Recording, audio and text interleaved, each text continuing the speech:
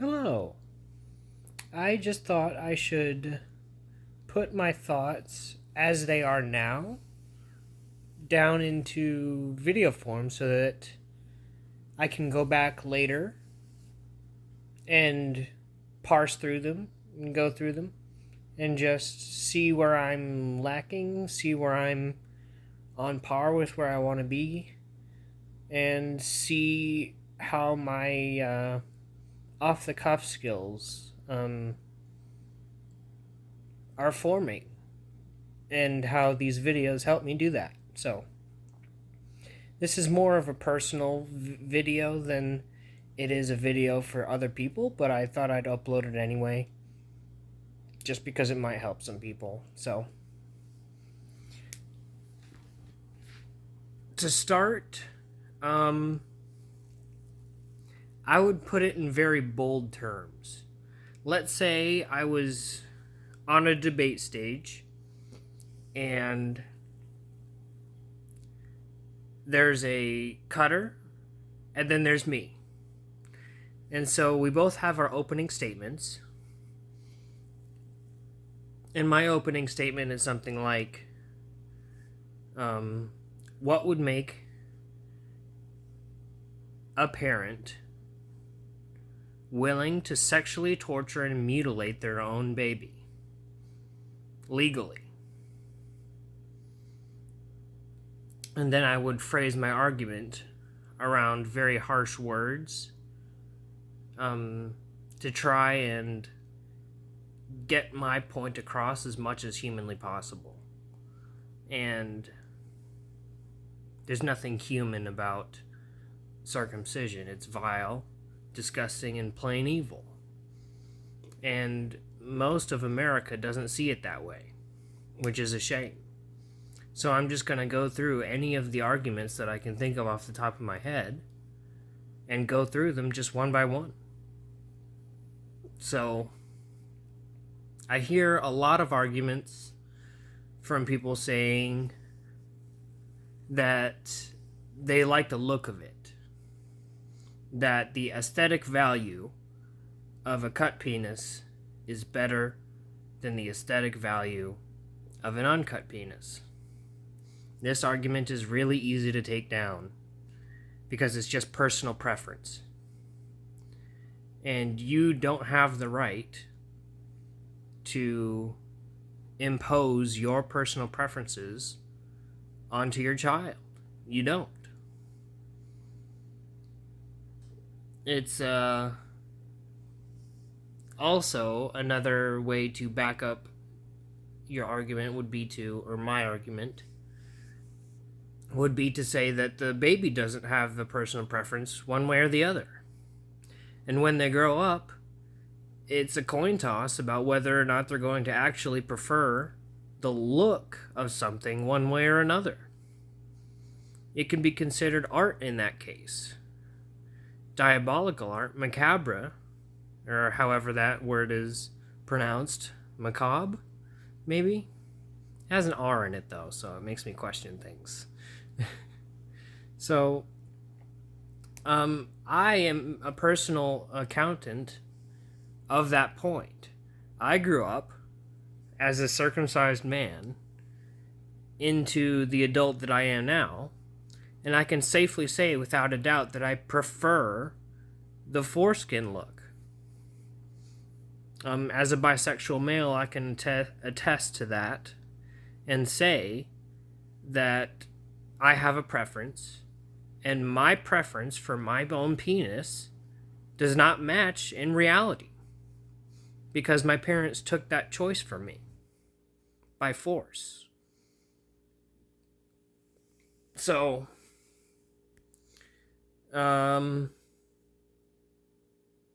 what's another point I can bring up here? The medical problems that may occur if you're cut or not.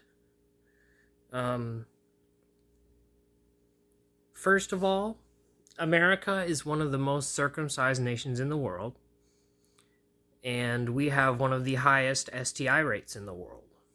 That's where I would begin.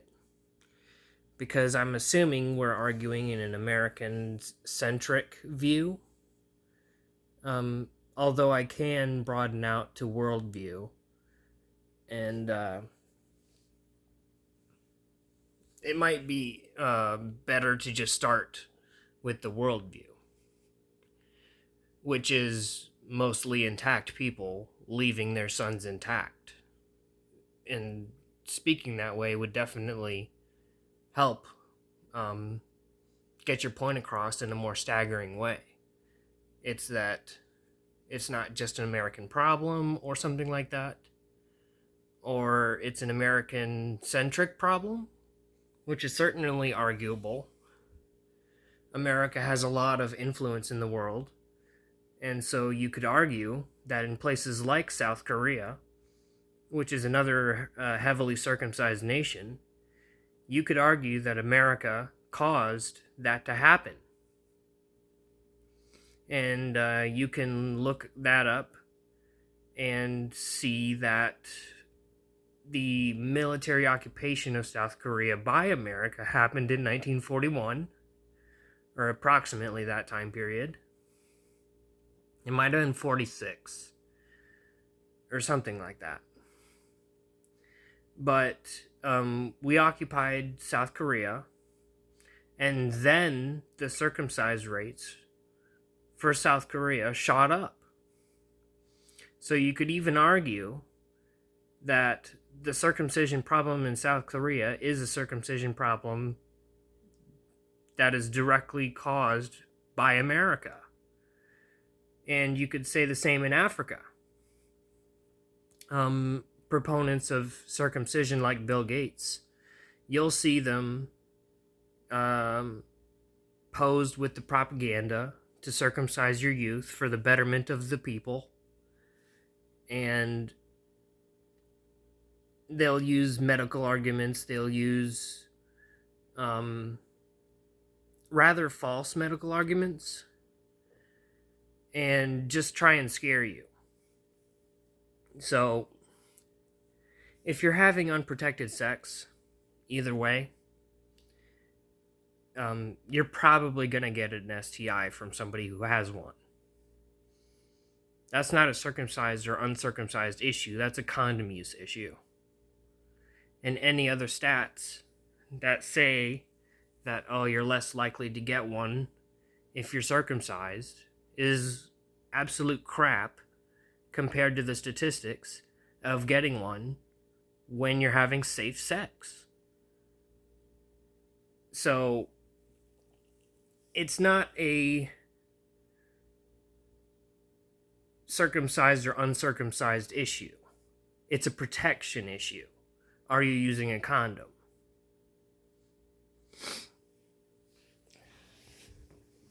And of course, people you trust and you know are not sleeping out on you, and both of you are tested and made sure to be safe, then I don't see why not to have unprotected sex then, because you're both safe and you both know you're safe.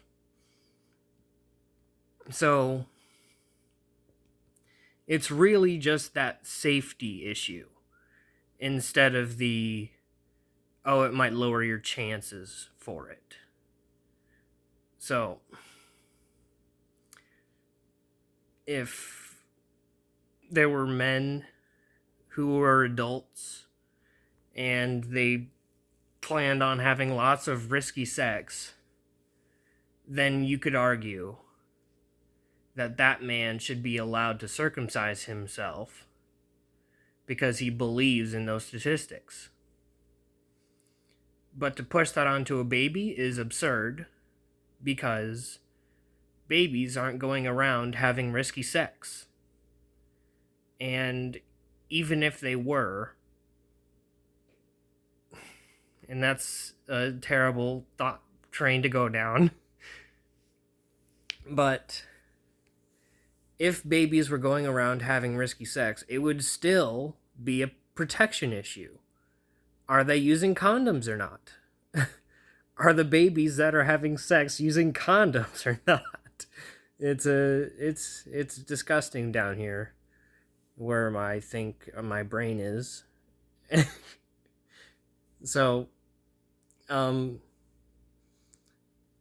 not to laugh too much and stay on track. Okay. Alright, it faded. So, we've gone through some of the medical issues that some people may have. And another issue would be UTI issues, which is easily solved through oral medication, through antibiotics, and its success rate is over 90% of the time. So, if your argument is coming from the UTI perspective, you're extremely short-sighted because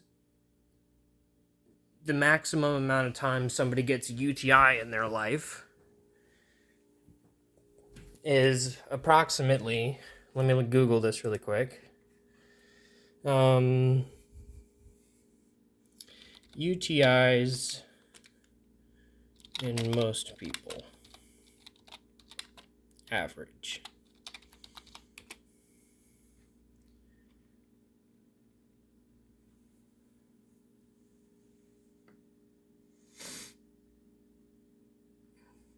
Most UTIs only occur a few times throughout their life and can easily be explained by isolated exposure to a pathogen, a period of dehydration, or other common cause of UTIs. However, in some cases, patients struggle with chronic UTIs that recur at least 3 times per year. So, what is the treatment cost of a UTI? I want to know that. Total treatment cost for a UTI.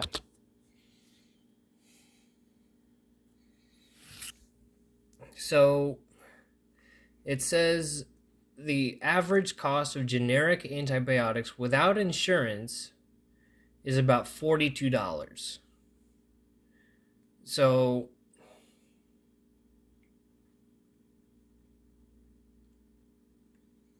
let's up it to 100 and say that going to the doctor too and getting diagnosed is part of the cost. So let's just bump it up to 100 for the sake of argument. What is the total cost of a circumcision?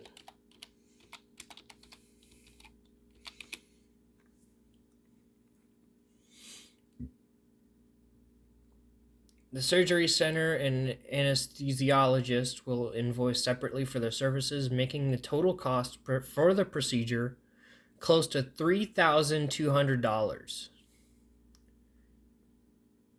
So,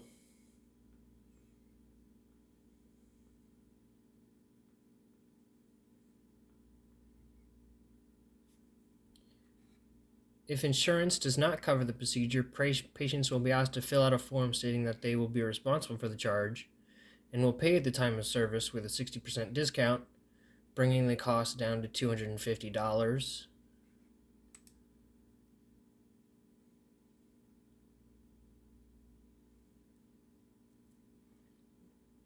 So, depending on which kind of procedure you're getting, and it said here that most routine circumcision for infants is often covered by insurance companies. So you're not going to pay the full cost, the $250 cost. The true cost of the procedure is probably $3,200, which it has in bold here. So we're going to say $3,000 for a circumcision. And that's not including the price of the foreskin that's lost either, which should be. So, getting circumcised is way more expensive than just going to the doctor and getting antibiotics for it, for your UTI. So, the UTI argument is bunk. the STI argument is bunk. Let's go over the consent issue. If this is on my time of the debate, I would actually take the time to Google and define consent right in front of them so that we're all clear on definitions. So, to give assent as to the proposal of another, agree, synonym assent. So, agree as to the proposal of another.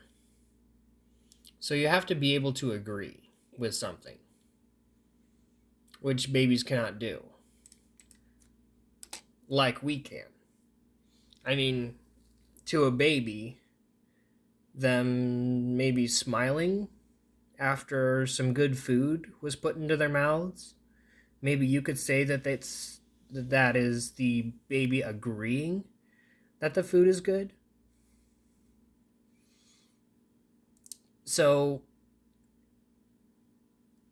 if we do say that that is consent in a baby, then literally no babies consent to their circumcisions because they do nothing but scream, pass out, or other violent ends to consciousness during that time period. So, the consent issue, coming from the baby's perspective, is a no. Babies do not consent to circumcision. And we can say that safely, logically, and with the dictionary definition of consent in our minds. So, well, we're arguing here of consent of all parties, and the parents are the parties that are being asked the question, right? But we've already established that the medical reasons for circumcisions are bunk, and even the aesthetic reasons for circumcision are bunk. Therefore, it doesn't even make the surgery a cosmetic surgery. It just makes it a mutilation.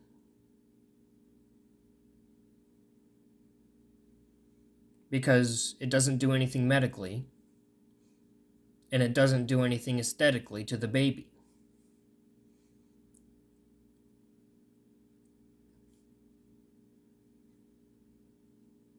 In the baby's perspective, I think, is what I meant to say.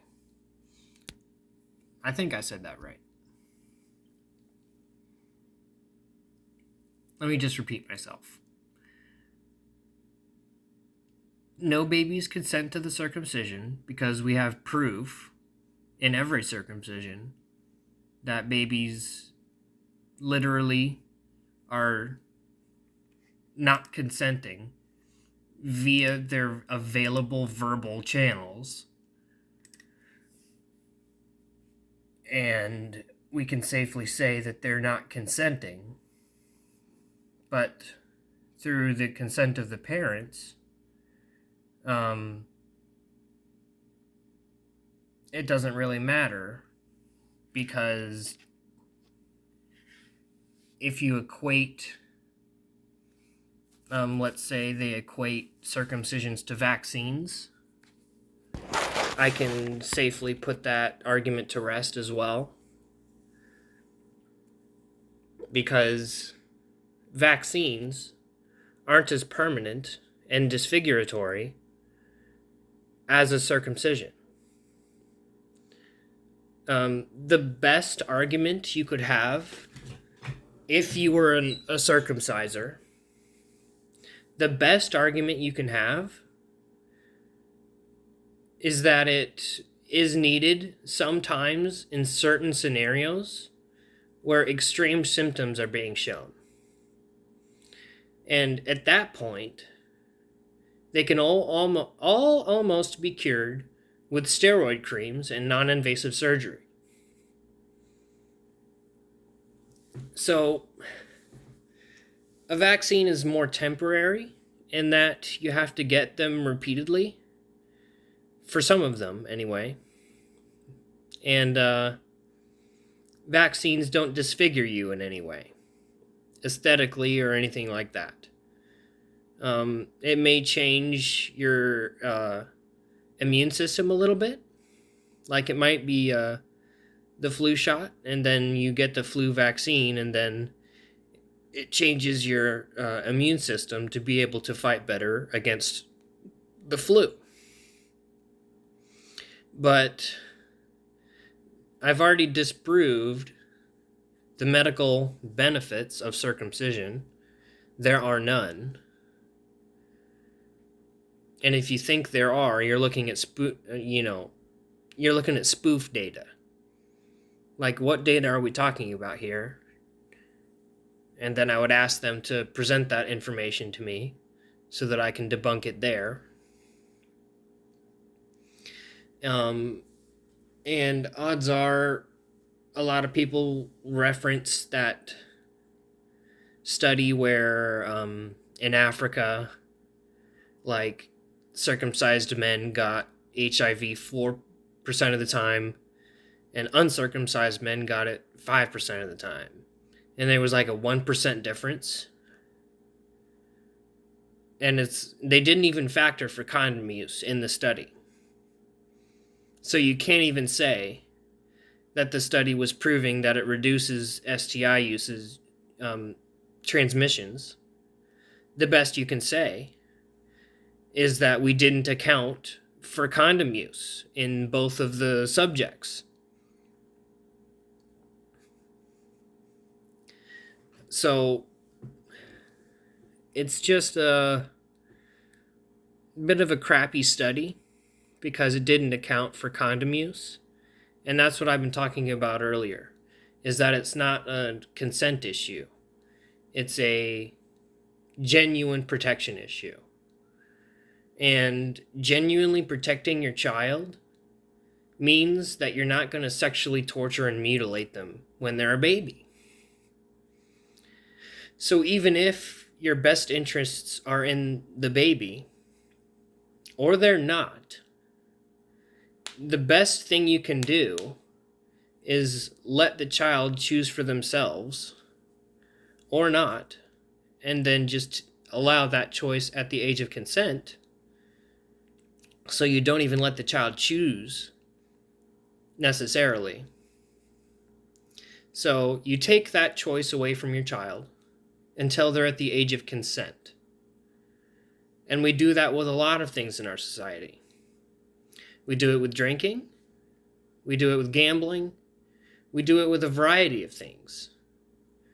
And so having this big of a choice happen to you necessitates that it requires some area of manhood to overcome. A baby cannot deal with that amount of pain. And most babies who undergo circumcision show PTSD symptoms.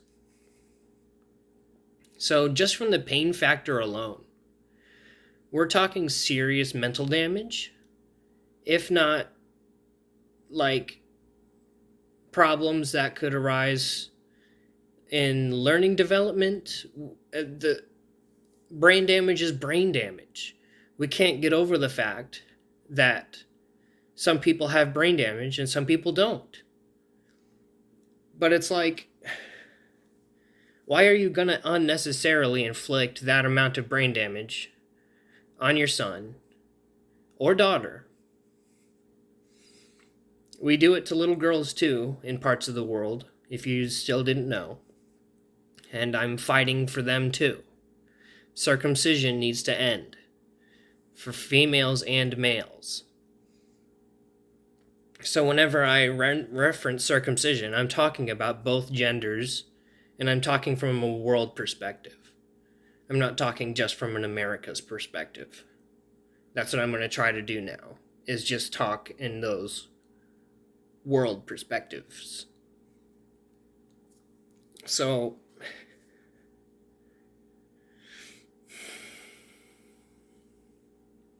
what's something else I can go over right now? And I'm trying not to cheat and go to any notes or anything like that. I'm just trying to go out, float here and just see what I can produce in however long amount of time. And then go over it. And then add or subtract to the things that I've already said. So this video might be a series of videos where I just take the line of all of the arguments from both sides and lengthen them or shorten them, make the ones that are most important, highlight those, and then you can go through and just like manually create the truth about a certain topic with brain power. So this is something that anybody can do. And it doesn't have to be public either. You can just make a video to yourself and say, this is what I know about this topic. Go over it. And then they'll be like, oh yeah, of course I forgot to add this one thing. And then you have to go back and redo the entire thing and then add that one thing that you were trying to, remember. And thus expand your field of view, your view of knowledge on a certain topic, and just expand it. Like by force. So here's to giving that a shot. And now back to the topic. Is there anything else I can remember to even bring up off the top of my head? What's everything bad that happens during the mutilation? The pain, which results in the brain damage, which results in a lower quality of life, we'll say. Even though there's nothing wrong with mentally handicapped people or autistic people or people with brain damage. Like, there's nothing wrong with that necessarily, except it's easily preventable. In this case, the circumcision case, because it's just the option of saying no to the procedure. Like, you don't have to mutilate your baby. And there are plenty of arguments that I've already hashed out here to say that, yes, indeed, mutilating a baby sexually is wrong on biology grounds, on moral grounds, on philosophic grounds. We can go through them all. And eventually I will. So until I make that video, I'll let you know. Like I said, I plan on this video almost now guaranteeing you that it's going to be a series. Maybe it's something like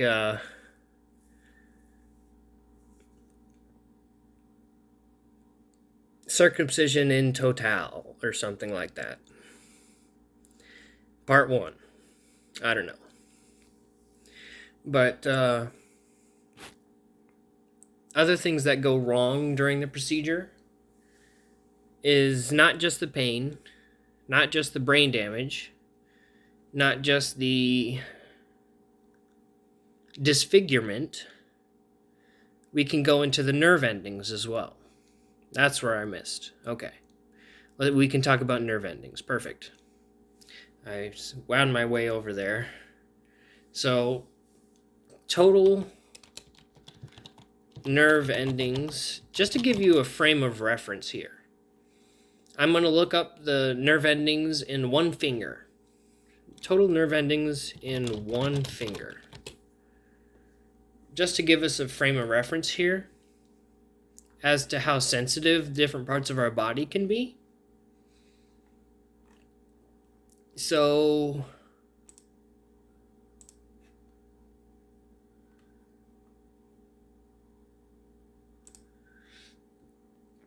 Sure. I'm just looking that up right now.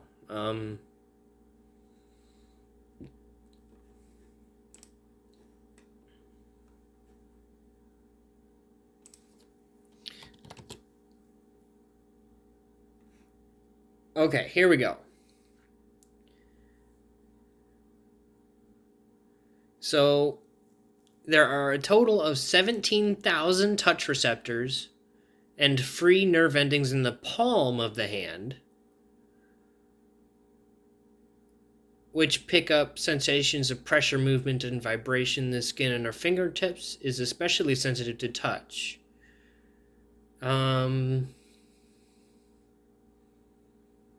So there's 17,000 in the palm of your hand. So that'll give us a little bit of a reference as to the total nerve endings in different parts of your body. And this is just a rough equivalence because there are multiple types of nerve endings. And I think what we're looking for is a different type of nerve ending than the ones that are in your palm. I think they're in your fingertips. And they're called a special name because the scientist who named the nerve named it after himself, which is like, at least give it some Latin roots or something cool, you know? But total nerve endings lost in circumcision.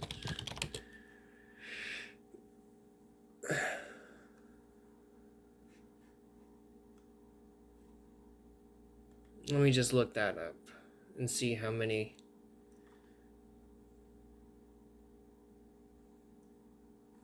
So there was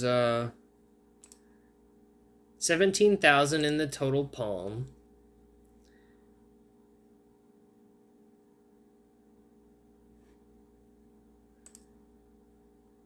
So this is from PubMed. Male circumcision decreases penile sensitivity as measured in a large cohort. So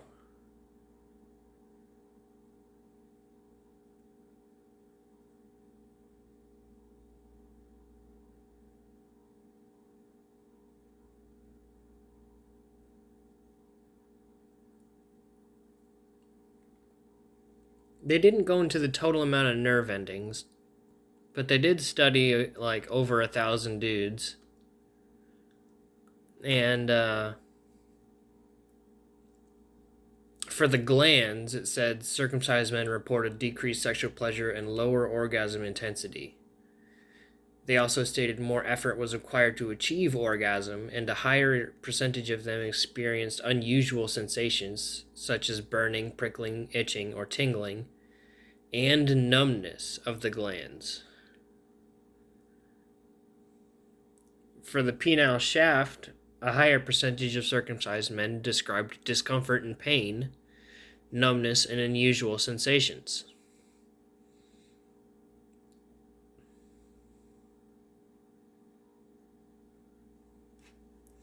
But I'm looking for the amount of nerve endings lost.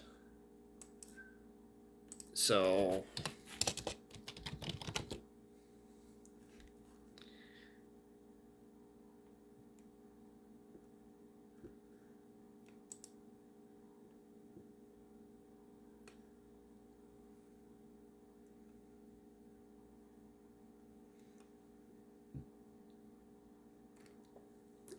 I'm looking at 20,000 is a rough estimate. So let me get a calculator. If I can find the app for it. There it is. So 20,000 divided by the amount of nerve endings in the palm is 1,700. I think. Right? Let me go back. Oh, 17,000. Sorry, not 1,700. So you're basically losing the palm of your hand plus some in the total amount of nerve endings when you're circumcised. So you could argue, and this is a pretty rough argument here, but a cutter could say that the life of a man is to be tortured in his sexual area forever for the rest of his life until he dies. Therefore, it is okay to circumcise him beforehand so that he doesn't feel as much pain during the sexual torture for the rest of his life until he dies. But we're not talking about pain here. We're talking about pleasure, like one of the good things on this earth. One of the very few good things on this earth. One of them is pleasure in the right amounts, as everything is, in the right amounts. But I feel a lot of things with my hand, and the palm especially. So let me look how many nerve endings are in one fingertip.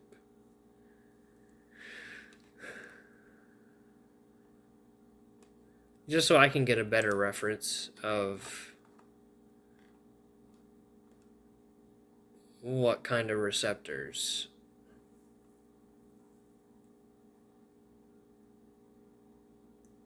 Oh, approximately 17,000 receptors to sensations of touch reside in each human hand, not just the palm, with the majority clustered in your fingertips. So yeah, getting circumcised means that you're losing your entire hand, not just the palm. That's my bad. This says your entire hand has 17,000 mechanoreceptors. So losing your hand, your entire hand's worth of nerve receptors, just from being circumcised, it's like you're missing out on literally one hand's worth of touching, which is a lot. You should know that's a lot. It's your hand.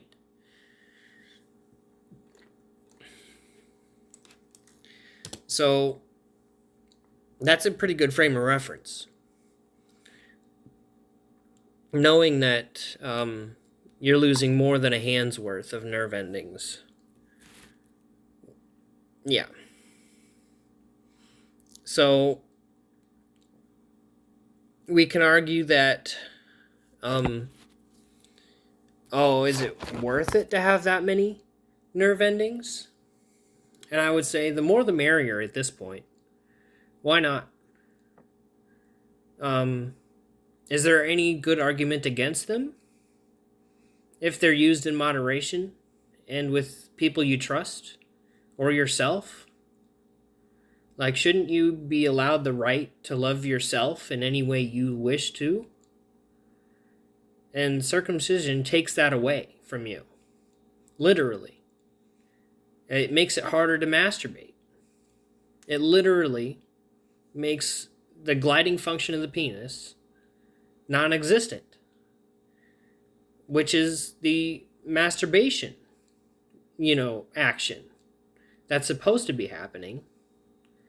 And so we get a lot of products like lotions and stuff like that that supplement the masturbation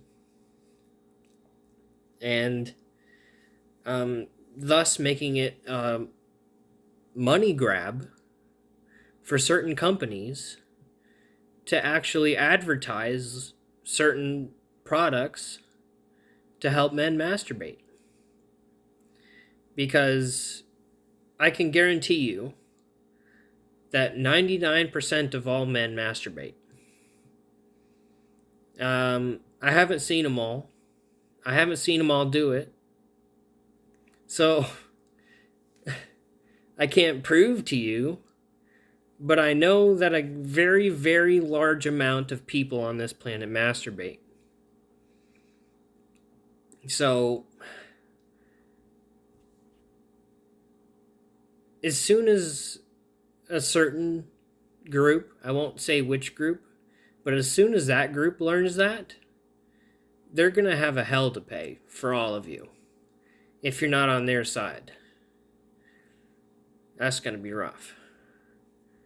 If you know the group I'm talking about.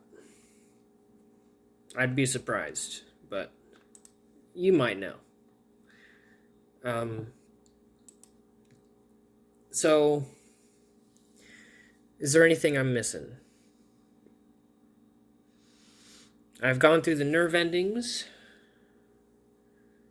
I briefly touched on the gliding function. But people who... the gendered issue, I can talk about that. So, the gendered issue is a non-issue because intactivists are fighting for both sides of the aisle here. Intactivists are the ones that are planning on keeping children intact no matter what their gender is. So, if there is a gendered argument, I'm not going to have it at all because I'm fighting for men and women or people who consider themselves to be in between or on the, fringes. My statements are all inclusive here. We aim to keep all children intact so that they can choose for themselves when they grow up what they can choose to cut off or not. Because nature is going to work out all the solutions and all the problems. And I'm going to say nature is going to win here pretty soon. We're going to have a conversation about it as a nation. And we're going to all agree that circumcision is bad and we shouldn't have done it. And then there's going to be a lot of sorry people out there. So we need to figure out how to console millions of people who just had their most sensitive area of their body ruined for them. What do we do with those men? The men who are going to be so disappointed that they might consider suicide and attempt it just like I did. How are we going to prevent that? Which is a good question. And we need to be talking about it too. We need to say that there's a lot of hatred, a lot of evil, and a lot of grief on this circumcision issue. And if we can get a head start on helping people get through to the other end, where they're not looking at just a wall of darkness, that would help a lot. Because I consider myself a pretty patient guy. And I lost all of my patience when it came to realizing what we were doing to our babies, around the world. Sexually torturing and mutilating a child, male or female, is one of the most evil things that I can possibly think of to do to another conscious thing.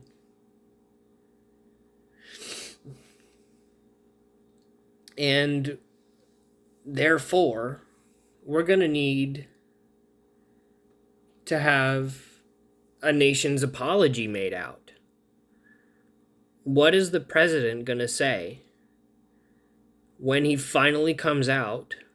And it might not be Biden, it might not be Trump or anybody else in recent times.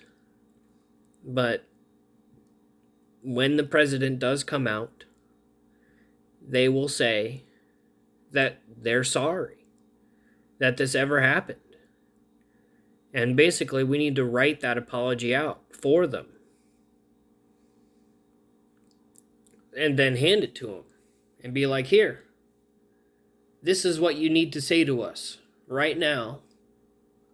You need to say that you're sorry and that you misled your entire population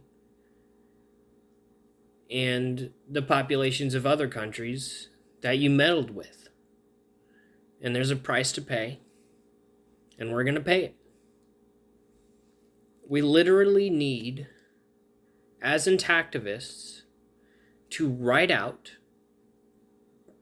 an apology to the people and say, this is what we did wrong. We're learning. And the price is heavy to pay, but we can overcome. And we always have as a nation, no matter the issue.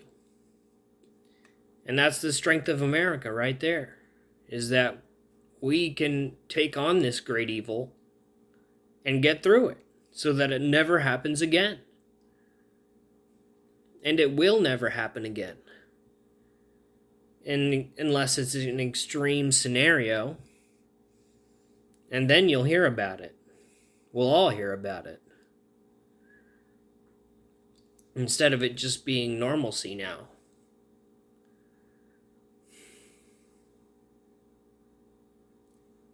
So, if there's one thing I'm leaving here, you, with today, or tonight, is that we need to collectively make that apology letter. I think that'd be a really smart move, to get ahead of them and say that, yes, you are sorry for what you did, even though you're not saying it right now. We need to get ahead of them and say, yeah, this is a good idea for you to do, and we already mapped it all out for you. There you go. Sign here at the bottom of the line and say that, yeah, you're guilty.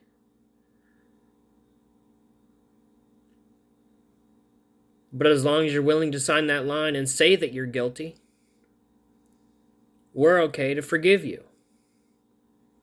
There's not going to be jail time or prison time for parents who, with insufficient information, and they were just, having a baby out of high school. A lot of them did. Our older generations, I should say. Ugh. And we need to write that apology for him. That's a really good idea. I might make a Reddit post about that. What would the apology letter be to a nation mutilated by itself?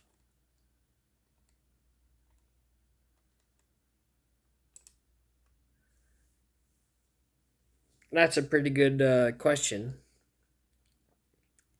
So I'm logging onto Reddit right now.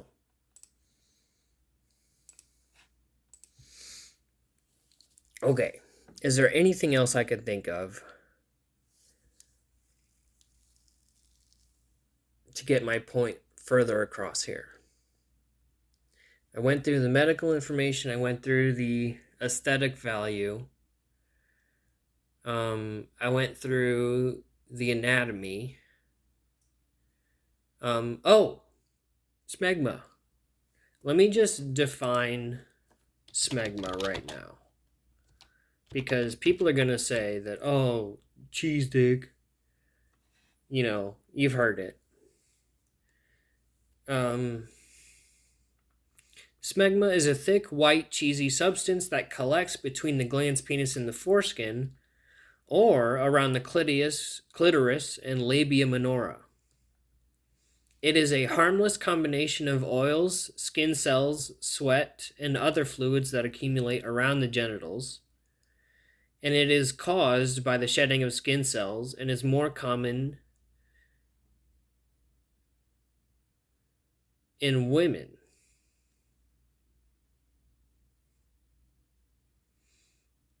So the best way to prevent and treat smegma is to regularly wash the genitals and surrounding areas with soap and clean water. So, smegma occurs more frequently in women, and at least in America, we've outlawed female circumcision. So hopefully, we don't run into a lot of women with smegma around there. And I can safely say that I have never ran into a woman with smegma. I can safely say that. Because you would smell it, and it would be bad. So I can safely say that you have never run into a woman with smegma neither. And women get smegma more than uncircumcised men do. So there is a bit of a gendered look at that argument from my perspective. So I'll get rid of it and address smegma as it is, as a genderless thing that affects people. And here's the cure for it: water.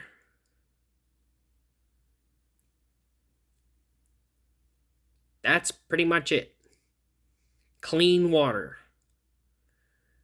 Your water can even be brown as long as it's clean. If your water is brown, but you know it's clean, you can still probably use it to wash out your genitals. And when is the last time that an American has had brown water? Brown and unclean water. So looking at this topic from an American point of view, it literally makes the smegma argument quite literally its namesake, a smegma argument. Your argument is that of which makes up smegma. Being uncircumcised just means that you're more hygienic because you have to wash your penis. And if you're just washing your penis, you might as well just hop in the shower anyway. Because you can shower pretty quick if you know what you're doing. You know what I mean? So, for people who don't have a lot of water in their area, they can supplement it with soap. And they can wash their genitals very carefully and did not use a whole lot of water to do it, and then they will never have smegma in their lives. Like I said, we don't see it in women here in America. Therefore, we'll probably never see it in men in America. Unless you didn't teach your child right. Unless you didn't teach your child how to wash themselves. Then it's your fault anyway, because you're the one who didn't teach them how to bathe properly, or take a shower, or even do a man shower and just do it into the sink, the bathroom sink, and then just take some antibacterial soap and wash the surface down after you're done. Like, you don't even literally need to take a shower to clean yourself of smegma. You can literally just take a cup of water. It doesn't even have to be clean water. Just water that you know is not going to get yourself a UTI. So just stick with the tap water is fine. Tap water is fine. Go for some tap water. It's fine. That's the advertisement for tap water.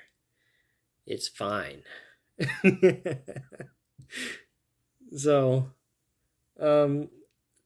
tap water is perfectly fine for curing yourself of the oh so scary smegma. And disgusting, but still, What if you grow up and you like smegma?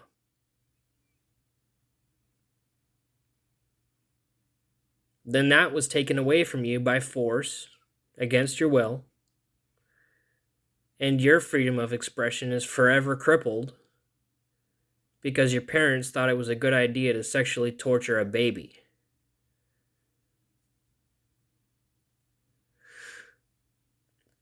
I'm not saying I like smegma. Who does? I'd, find them and we'll clean them. So,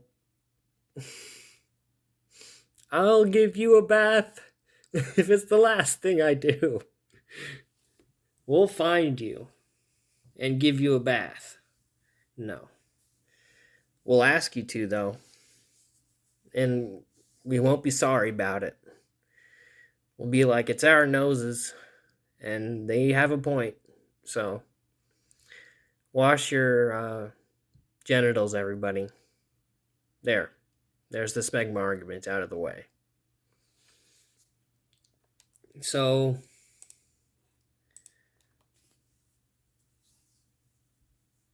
is there anything else I can think of off the top of my head before this video gets to be 1 hour long already? Okay. A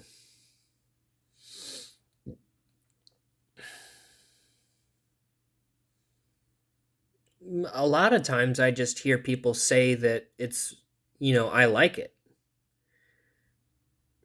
For pro cutters to say that, oh, well, it's just, I like it. So what's the big problem if I like it? Well, I literally defined it for you. Consent. And so you are saying that you like it when somebody literally mutilates you against your will as a baby. And you liked that? There's something wrong with you, not me.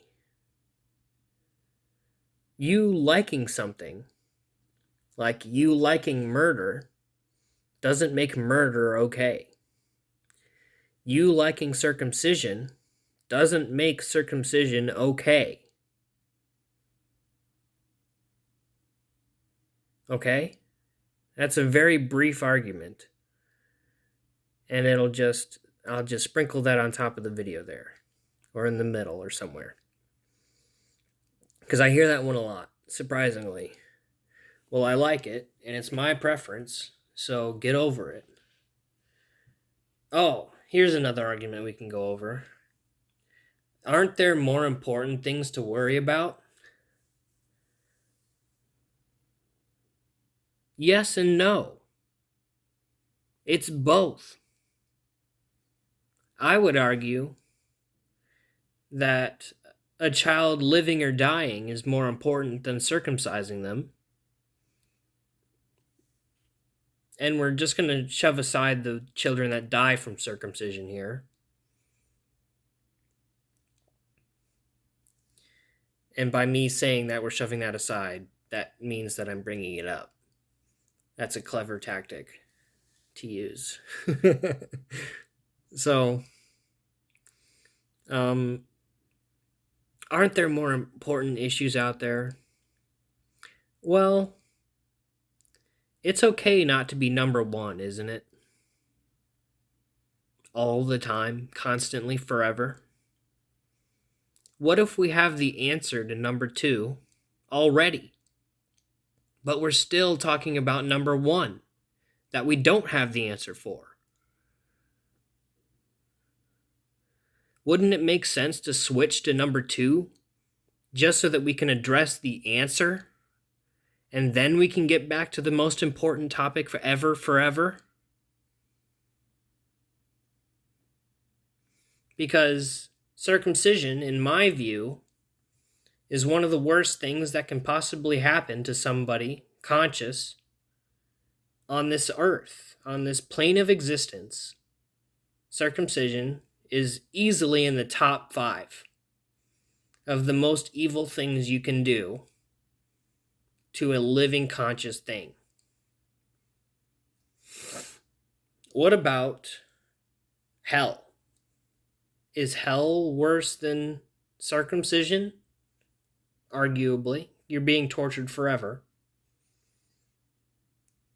So, I mean, you could invent immortality, and then, for all of time, you can torture that living person.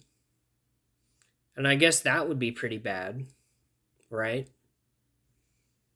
Like forcibly torturing somebody with immortality. That would be pretty bad. So I can imagine one thing being worse. Killing the baby, that would be worse too. What else?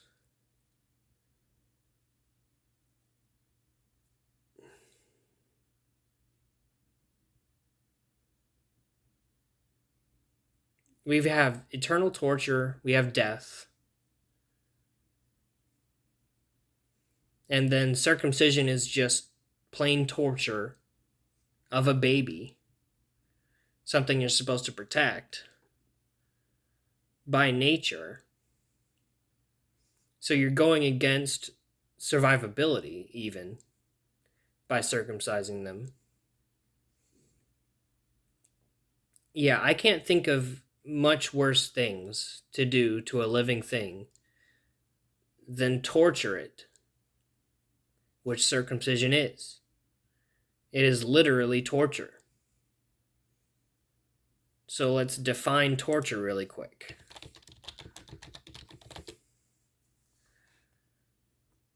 Torture is defined as the deliberate infliction of severe pain or suffering on somebody under the control of its perpetrator. So, by definition, the baby is strapped down into what is called a circumstraint, and the baby is literally under the control of the perpetrator, and they wish to deliberately inflict severe pain and suffering on the baby. Whether it's for medical good or bad, a circumcision, good or bad, literally constitutes as torture. Even with pain medication, you could argue that being mutilated and not feeling the pain is still torture or not? Like, of course it is. Like, just because you don't feel the mutilation doesn't mean the mutilation isn't happening.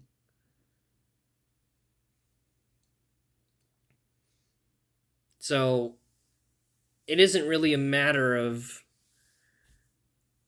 can the baby even feel the pain or not, which they can. Of course, babies can feel pain. They can feel pain developed very early on into the womb, even. So, when can a fetus feel pain?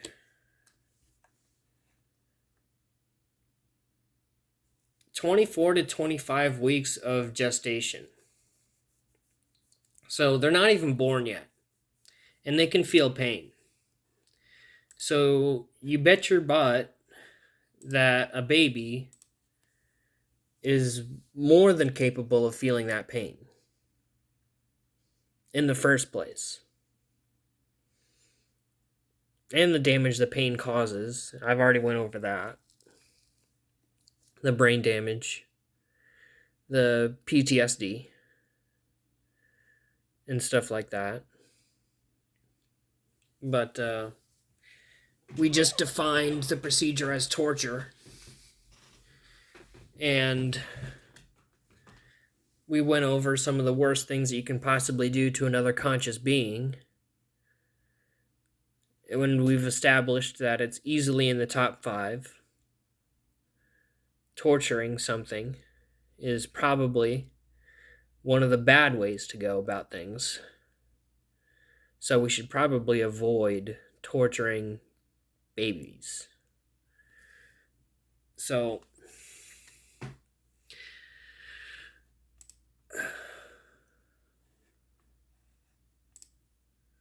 I'm going to create that Reddit post and go over it one more time just to make sure that I have it down.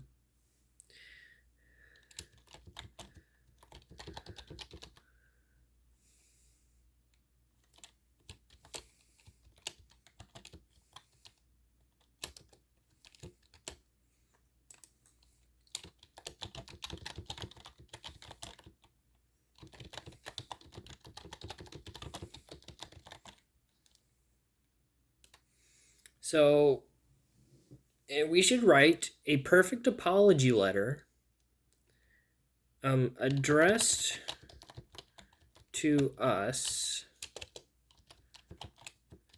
Intactivists,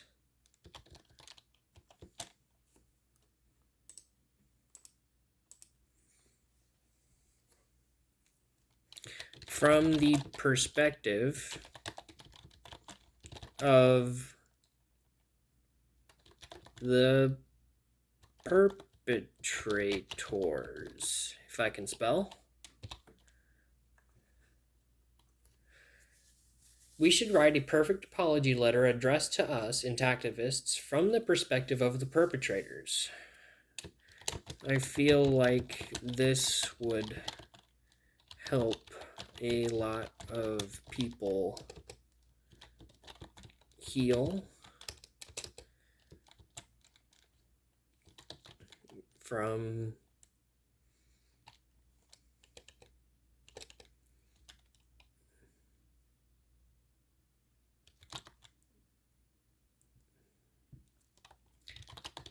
and understand. I feel like this would help a lot of people heal and understand where they went wrong when deciding to mutilate you as a baby.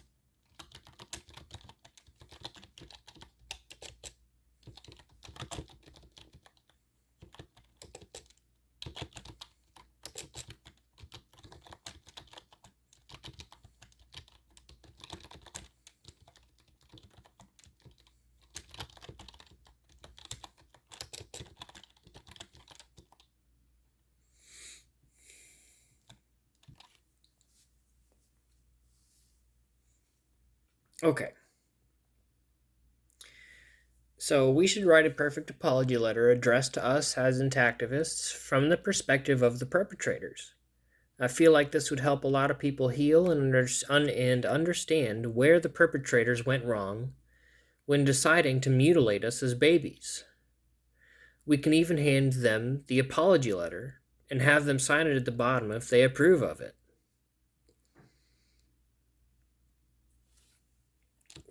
Thoughts?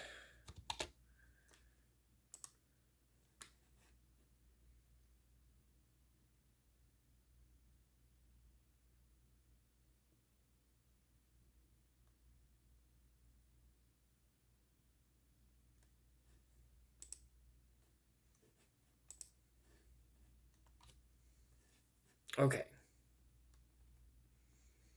Post is made.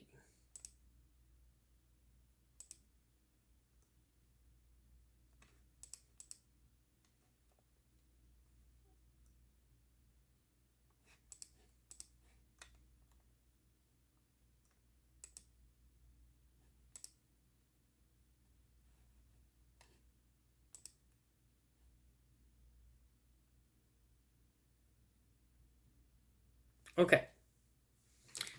So let me just cheat now because I'm blanking. I'm going to look up arguments. Arguments for and against circumcision.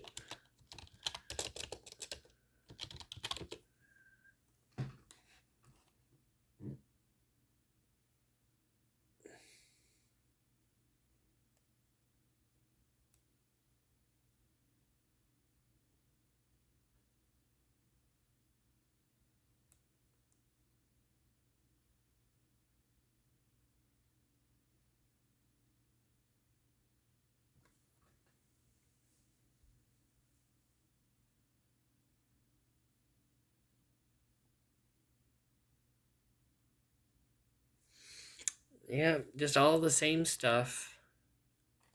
But I can address the religious side too. Um, Freedom of religion means that your child has the freedom of religion, not you. So, whether your child grows up to be your faith or not is not up to you. It's up to the child. It's up to the person that conscious being is.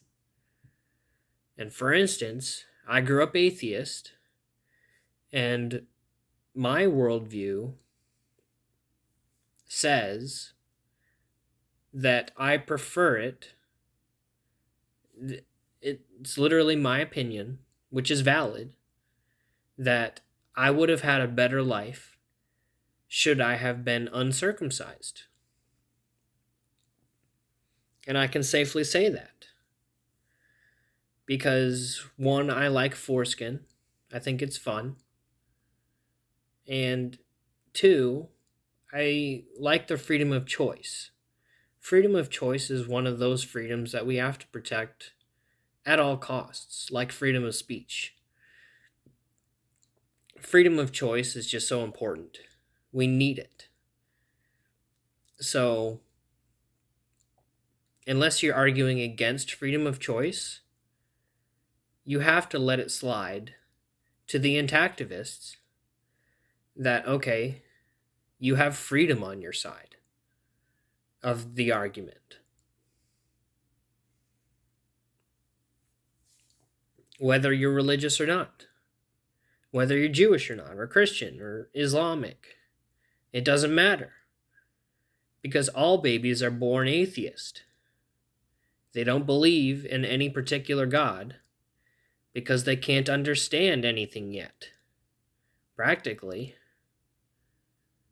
they're a baby. Try to explain to a newborn baby within the first week of its life that there's a God out there. I challenge you.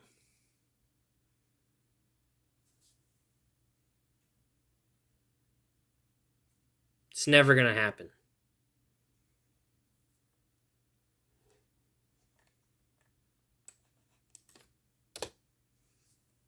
So, the religious arguments are pretty petty. All religions are frankly bullshit. And you can't tell me that an atheist worldview has any more or less moral significance than any other worldview. That is to say that atheism is necessarily a worldview. It isn't. It's just the lack of there being a supplement to your worldview. So, you could say that in a world mostly religious, atheists do have that worldview of being an atheist. But in the grand scope of things, when atheism becomes the most popular, it's going to be regarded as the default. You're just going to be a person. You're not going to be Christian. You're not going to be Islamic. You're not going to be Muslim. You're not going to believe in Thor or Zeus. You're just going to be a person, and you're going to have to be taught right from wrong as best as your parents can, as best as your school system can, in the right way, hopefully, to try and get you to become a proper adult. So,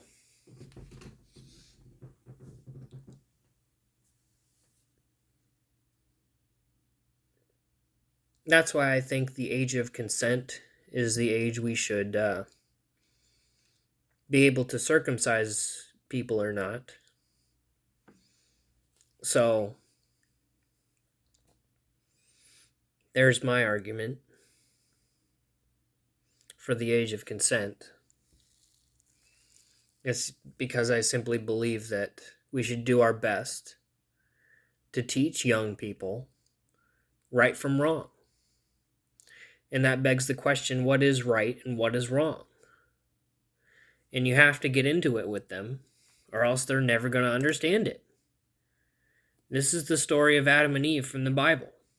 If you know it, if you eat this fruit, you will forever know what is right from wrong. Well, the truth is the apple. If you eat the truth and you are familiar with the truth, then you know.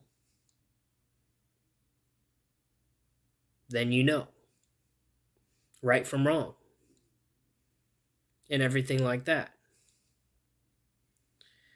The Bible was getting to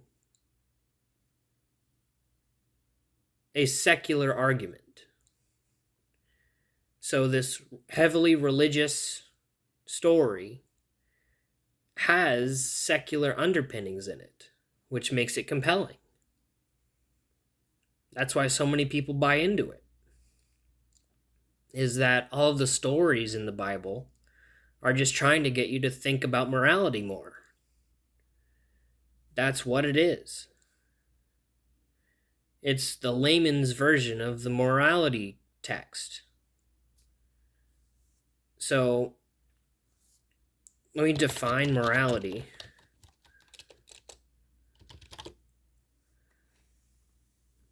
The quality of being in accord with standards of right or good conduct. So, let's define good. Being positive or desirable in nature, not bad or poor. Having the qualities that are desirable or distinguishing in a particular thing. Serving the desired purpose or end, suitable. So, you have to teach your child the fundamental truths of the universe with your own words in order to do your job as a parent. You literally, that's your one job to the child. Aside from keeping it alive, your job as a parent, as a life organism at that point, your entire job is to teach that thing, your offspring, what to do. What is good from bad? What is right from wrong? What is good? What is evil? And you have to teach them that firsthand. And it's sad to say that morality and ethics and philosophy aren't being mandatorily taught. It should be mandatory to take a philosophic course, to take a morals and ethics course in school. Like, it should be just as important as mathematics and STEM. Teaching children right from wrong will literally cure the human race of what is right and what is wrong. We'll have all the answers at that point. As long as we properly teach our youth how to handle it, they will save us.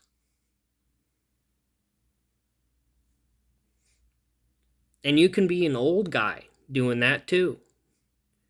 You can take a morals and ethics course. You don't have to be a kid in school to do it. Do it when you're retired. You got the time, don't you? Take the time to learn right from wrong when you're retired. I'm literally serious. Take the time, learn it yourself, and try and pass it on before you die. Because that's your one job. That's literally the most important thing you can possibly do to another human being, is try to teach them right from wrong. That's the number one most important thing we have to do, is to teach them the fundamental truths of the universe. The age-old question, good versus evil.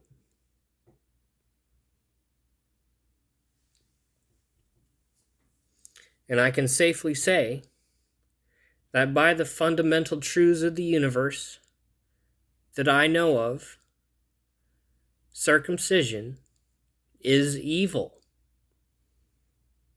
It's not good.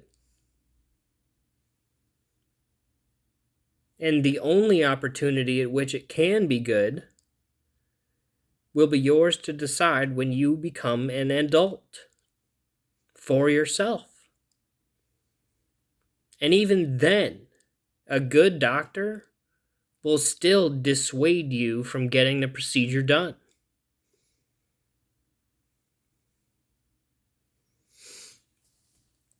So, I came up with this argument a little bit ago, and it goes a little something like this. What if the intactivists are wrong? What if the intactivists get their way, but they're wrong? Well, that would mean that the intactivists got their way, which means that all babies are born natural, normal, and healthy, and they're allowed to freely, with the age of consent, go out and have sex with each other and propagate the human species. So you have to teach them right from wrong. You have to teach them how to reproduce, for now. It doesn't always necessarily have to be a necessity that we reproduce. It could be the case that we solve immortality, and there is not necessarily a big need for children. Who knows? So, or there might be an explosion of children. I don't know. Who knows?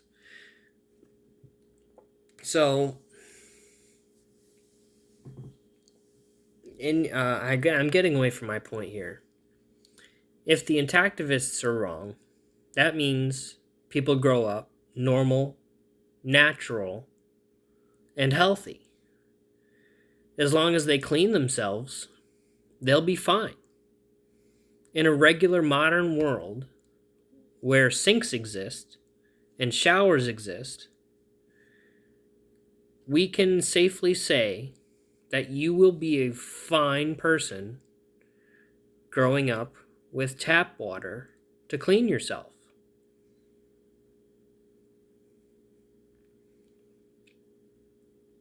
But if the cutters are wrong and they get their way,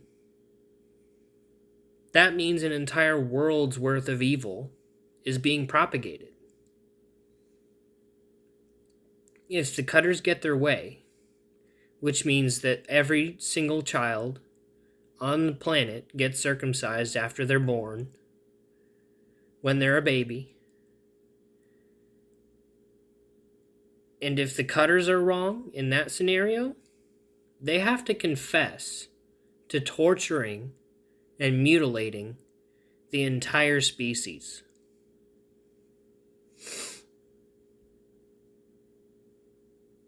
All we would have to say as intactivists would be that I left the choice up to you. Aren't you glad that I left you with the choice to do that? And the pain you experience as a baby would have been way worse than the pain you're experiencing now if you were to get circumcised as an adult. Adults, surprisingly and not surprisingly, can handle pain way better than babies can. It should be very simple, but somehow people get this mixed up. And they're saying, oh, it was 1,000 times worse when I was 12 years old getting circumcised. I wish I had it done when I was a baby. No, you don't. And I know that because babies literally get brain damage from the amount of pain. I don't think a 12-year-old who goes under that amount of pain is going to come out with brain damage. I think they'll be fine. Because you can give anesthetic to a 12-year-old too. You cannot give anesthetic to a baby. Everyone should know that.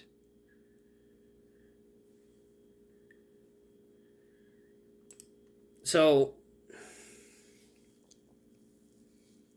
after an hour and a half of talking, I think I'm going to close the video here and then rewatch it sometime and then add, subtract, or do whatever I need to do to all the arguments here within.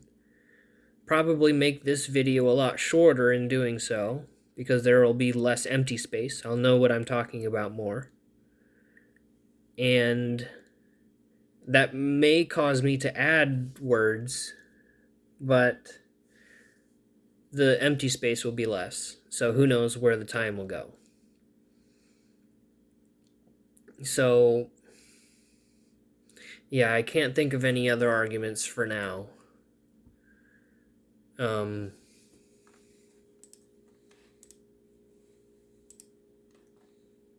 Unless I literally just browse the subreddit. The subreddit's multiple.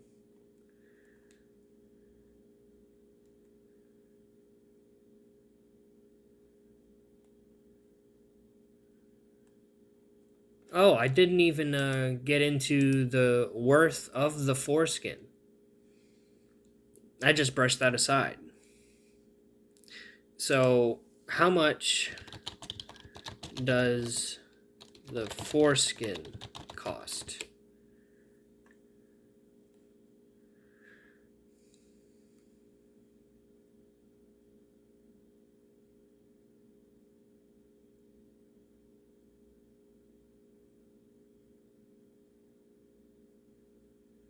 So the cost of the procedure is $3,000, but what's the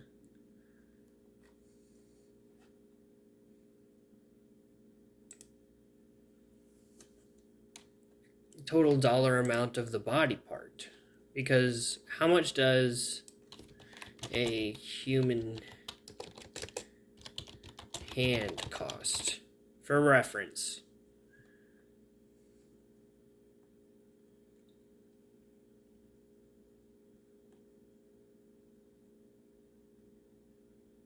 So, it depends where you live. The average maximum compensation for an arm in the United States is approximately $170,000. So that's a human arm, is $170,000 for a maximum payout.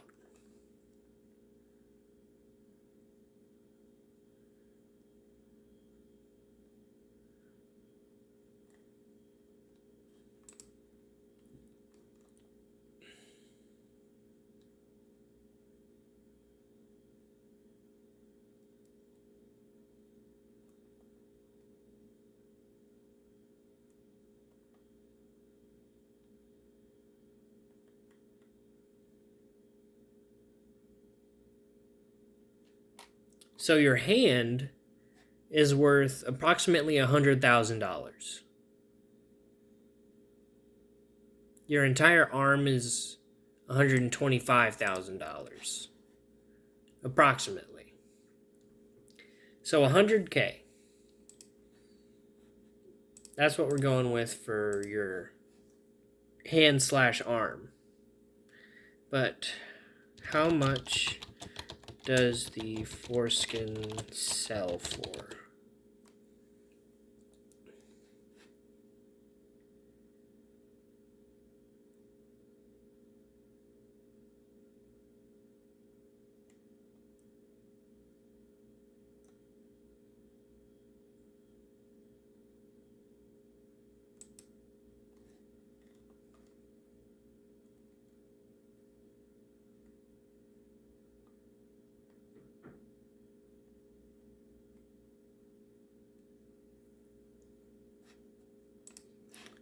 I'm still looking it up, sorry.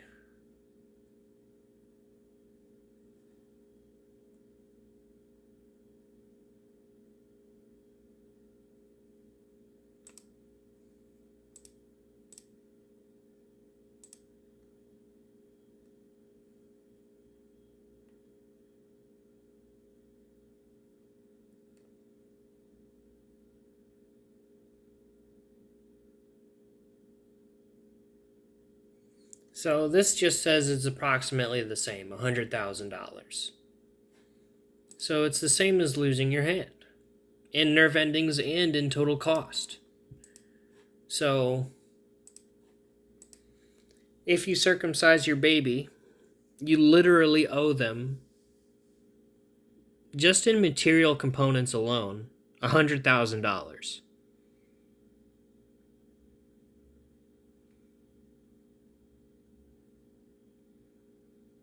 Yeah. Time to pay up, Dad. When you die, you will. But for now, I guess you'll hold on to your money. For some reason. I know what I would spend it on if you gave me all of your money, Dad. It would be towards getting a car, probably. Get myself a little bit more mobile than I am now. But I would think about getting a pretty sizable donation to St. Jude. I would consider getting backup food and water in case of an emergency. Maybe a generator in case the power goes out for an extended amount of time. A generator.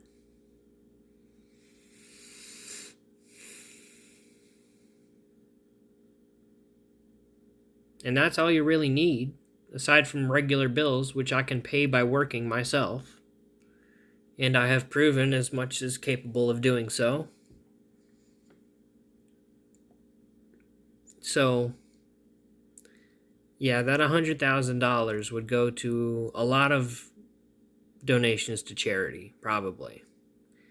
Less than 10% of it would be spent on myself, outside of the car.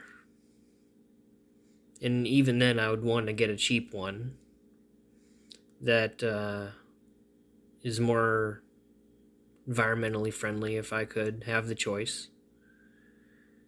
But, yeah, there's a lot of people who need the money out there that are suffering that I can literally help with your money that you are literally just sitting on. You know you're gonna die. Maybe not soon, but you know you're gonna die. And when you die, you're gonna pass that money on. And what are we gonna do with it? You're supposed to teach us what to do. But here I am, figuring all of this out on my own. Because you pretty much failed.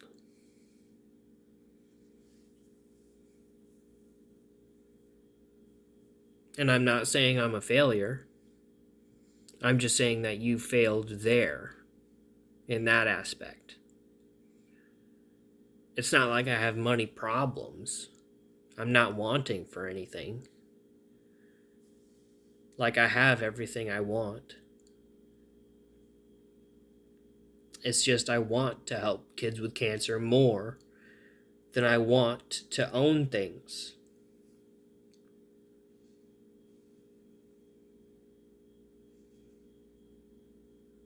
And that's the problem with super rich people.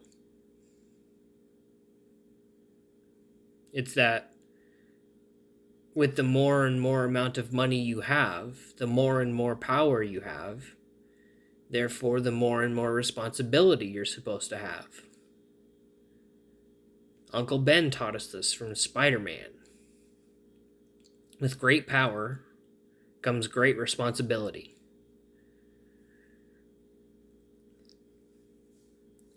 So, the more money you have literally equals the more power you have, which literally equals the more responsibility you're supposed to have. So if you're super rich and you don't donate to the most unfortunate of us, there is somebody out there who's telling the truth when they say that a lot of rich people out there are evil for being so rich and doing nothing.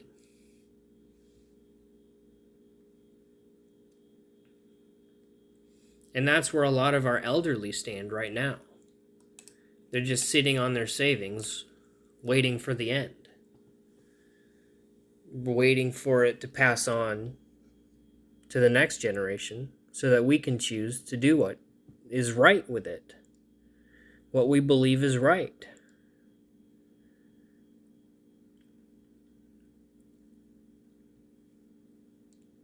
And what I believe is right is to take care of each other.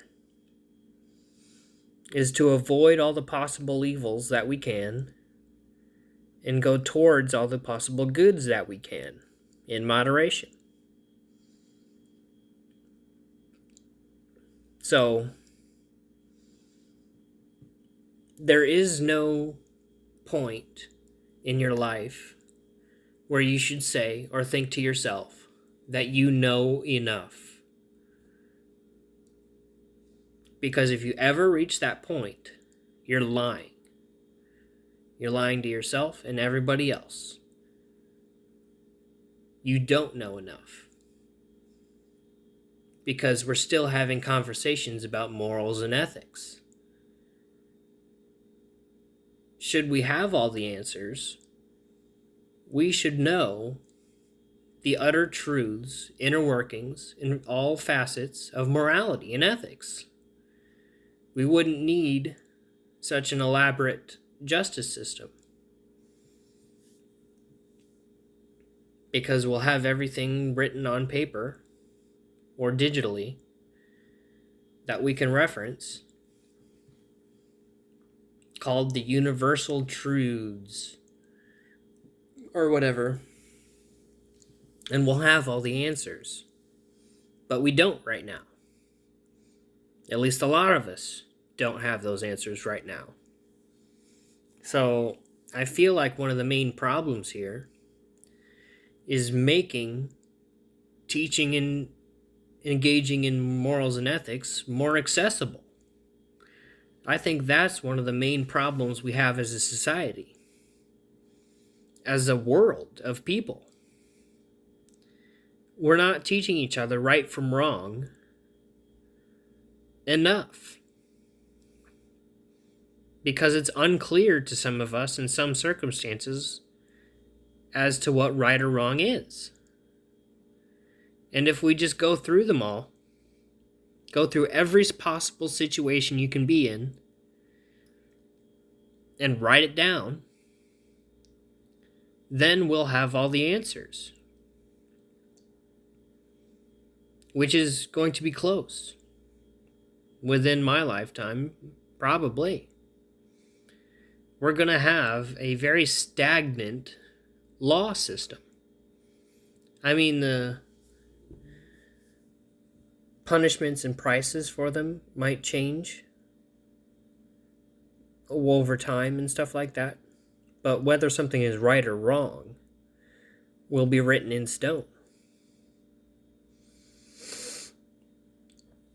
And what is written in stone in the future, right now, if that makes sense to you, what is written in stone in the future, right now, is that circumcision is wrong and you shouldn't do it to a newborn baby.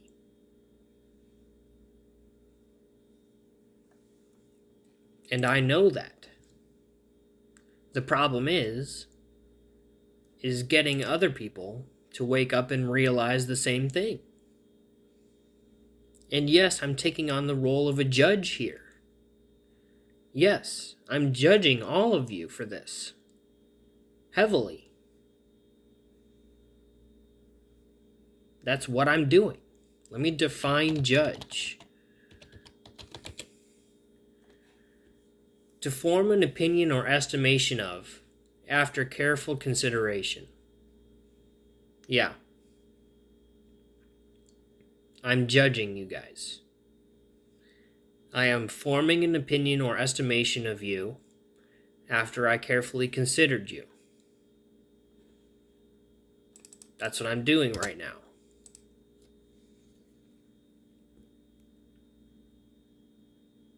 At the lowly age of 27, I think. Yep. I have to double check. My age is of no importance to me. It's just a number. As elderly people will also say. They'll say it's just a number. Until their back hurts. Then they'll say it's a number. But, yeah. Age is just a number. And yes, I'm judging you. And I will forgive you. It's just we have an apology letter to write first for you, to us. Which should be very interesting. I might make that video here really quick after this one. So, without further ado, I'll bring this video to a close. Go over it and see if there's anything that's lacking or not. Alright? I'll catch you guys in the next one. Peace.